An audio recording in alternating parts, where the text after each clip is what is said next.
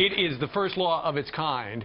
Citizens allowed to shoot police officers who trespass illegally. Fox News senior judicial analyst Judge Andrew Napolitano is here to break down the new rule. All right, this is going to take place in Indiana. It is. What is it? Well, it's a law that allows people who lawfully own weapons to use those weapons against the police when the police are behaving illegally. For example, police attempting to arrest someone without an arrest warrant, police entering property without a search warrant, police coming into the wrong property, or police actually committing a crime. Now, this was generated by a horrific case in Indiana where the police broke down the wrong door and arrested the wrong person, and he kept trying to say to me, I'm not the guy you want, it's next door. And the more he resisted, the more they pummeled him. That sounds like the Texas law.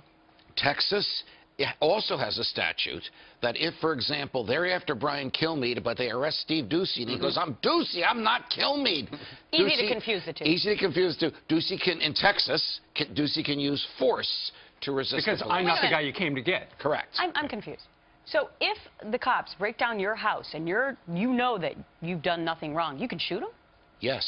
In the state of Indiana, yes. Well, what if they have a warrant? If they have a warrant. If they have a warrant, you cannot. So, look, the burden is on you to do the right thing. If you're not sure whether or not they have the warrant, obviously you can't use the weapon. You can't use the weapon to escape from lawful confinement. You can't use the weapon to initiate a crime. You can't initiate the confrontation There's a lot of small print here with the police. Yeah. Where did this come from?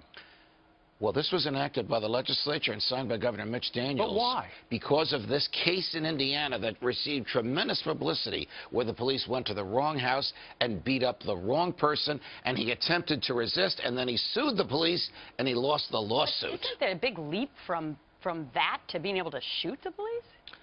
Well, as we were talking earlier, the state of Texas has had a statute where you can shoot the police, and people generally don't do it because the police are a little bit more careful because they know the homeowner may be legally armed as they are. That's interesting. So where do you fall on this?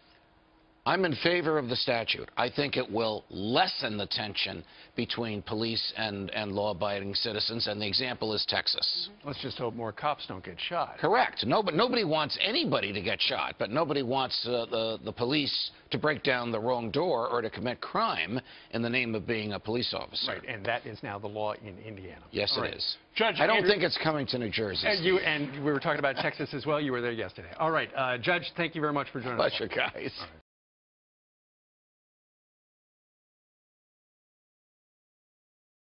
Chris Keown fired several times at pursuing officer. Sunset Hills, Missouri, a man who was convicted last summer of killing and skinning a black bear fired shots at a police officer in a car chase that riddled the police vehicle's windshield with bullet holes, and one bullet narrowly missed the pursuing officer's head. At 1:12 a.m. August 26, a police officer attempted to pull over the car Keown was in after the license plate was linked to a felony warrant, according to the St. Louis Post-Dispatch. The car stopped, but police said when the officer got out of his car, driver Cassandra Williams sped off. During the chase, the car sideswiped an assisting officer's car and then went onto the highway. At that point, police say Keown started firing at another pursuing police officer's car. One of the bullets penetrated the windshield and just missed the officer's head. The fleeing car lost control and crashed, and both the driver and passenger were arrested. Police found a loaded .45 caliber pistol at the scene.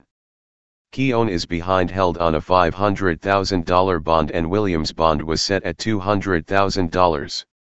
Williams has prior convictions, according to police. Keown pled guilty in 2008 to driving while under the influence of alcohol and pled guilty to driving with a suspended license in 2012, according to the St. Louis Post-Dispatch. The newspaper said Keown has been cited several times for hunting-related crimes. He pled guilty in May of 2016 for shooting and skinning a bear. Keown told police he had seen the movie The Revenant and was unnerved after watching the bear attack scene in that movie, according to the St. Louis Post-Dispatch. He said the black bear, which is a protected species in Missouri, was just 25 feet from his front door and Keown was protecting his young son. Christopher Keown was charged with first-degree assault, armed criminal action, and interfering with a felony arrest, and Cassandra Williams was charged with interfering with a felony arrest.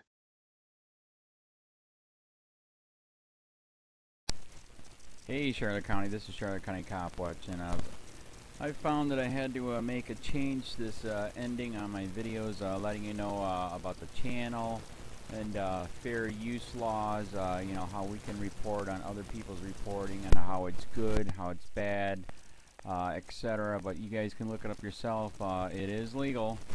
It's in there.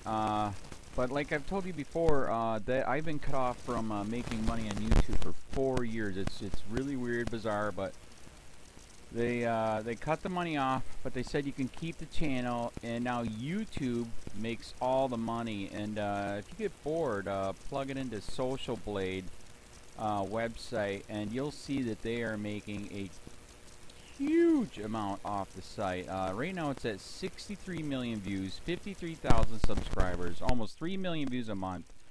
You know, trying to wake people up, and I make nothing. In fact, I got a customer that's ex-congressman. He said if I could ever find a lawyer, sue YouTube on it. But because this is nuts, 4 hours a day, and to save America. You know, but at the same time, it's worth it. Look at what our founding fathers did. They died for this country. So, but getting back to the money part, this is why I'm redoing the video. Is my dream of everyone giving $1, and it's going to be $53,000 a year, or if they did Patreon, which you know, can be monthly.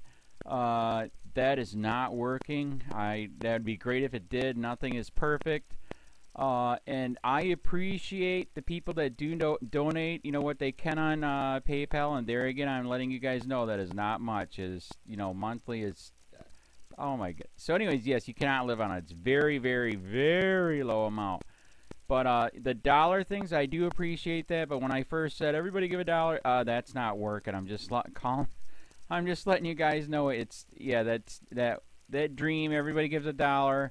53,000 subscribers, it's not working. So yes, if you can give more than that, you know, I appreciate it. Like I said, you know, I'm in a unique situation where, you know what, we're already debt free, and I'm not rich, but with the little business that we have, I am able to do what I am able to do 45 hours a day, you know, letting you guys know what's going on. In 4 years, I've did the whole thing myself. 12,000 videos on there. I literally get emails where people are like, holy crap, I never knew it was this bad. And it is this bad, and it's getting worse every day because we have the internet, we have cell phones, we have cameras everywhere now, and it's just disgusting what's going on. And then, as you guys know too, now we got Trump, we got Jeff Sessions doing a war on drugs, and now he wants to go after the forfeiture laws again. It's just unfreaking real. So if you can give more than that dream of everybody giving $1, yeah, that old video, that's not working. They're not, they're just not. So anyways, if you can give more than that dream is not working. Hardly anybody is giving. There you go. So that's why I'm remaking the video. If you can give more than that would be great. And there again, like I said, the Patreon's there. There is some people on there that are starting to give, but there again, it's very, very low. And like I said, I don't want to get rich off of that. I'm going to keep doing what I'm doing because, you know, it's still so stinking corrupt. It's not even funny. My court case that I'm going to be paying out of my pocket myself with Charlotte County's coming up. They illegally looked me up and then posted all my information on LEOAFFAIRS website. They basically doxed me, however you want to say that. I forget what the word is, and they outed me, man. And that information on that site went out to 500 sheriffs, deputies, people that work at the jail, etc., etc., etc. So, yeah, it is very, very scary, but we're going to do a federal case, 1983 case, violating freedom of speech.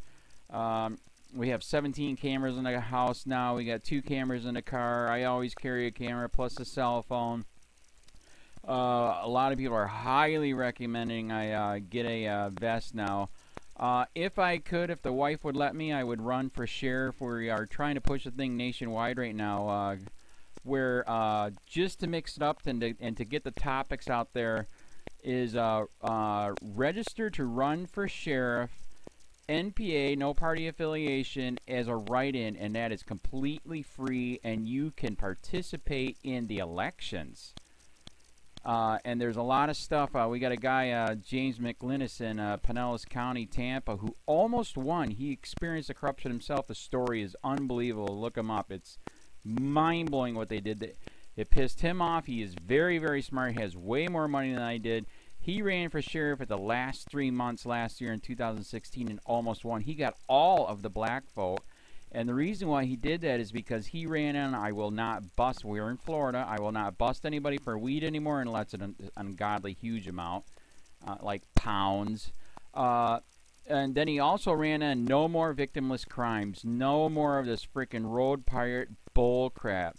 And then he was going to cut the budget by 30%. And when you think about that, you can. If you stop the road pirates, you can get rid of a bunch of people. Gone. So, the wife has been saying, yes, I can, yes, I can't. So I don't know. We're trying to find somebody that can do it because I am busy doing this anyways. But, so I'm making a video, like I said, that $1 a month from everybody, you know, for 53,000 subscribers, that is not working. I'm just letting you guys know.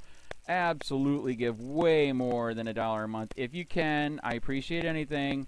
By the way, remember too, when you give that, PayPal takes like freaking 15 to 20%, so it's even worse than that. But, and there again, like I'm letting you guys know, it's way, what I get is very, very low. Appreciate it, but it is very, very low. Can't live on it. I'm just, you know, I'm working, and that's what I'm working on. And that court case is going to cost a buttload of money. That's federal court. Just the filing fees and the depositions that we're going to be doing with this corrupt cop. So there's another reason to give. We are going to be doing a deposition with this very corrupt. He was in a drug squad. He is a bad guy. He's on steroids.